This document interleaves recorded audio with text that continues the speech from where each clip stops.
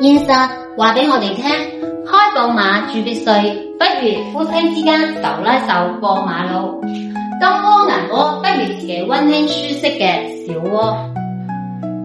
今日我哋打卡落冰山頂層複式，建面大概50個平方，但係實用差唔多去到80個平方，真係做到買一層送一層，總價都係50零個。樓上嘅拓展空間做咗個獨立嘅大套房，客廳中空挑高，非常之大氣。廚房上方專屬訂製獨立嘅衣帽間。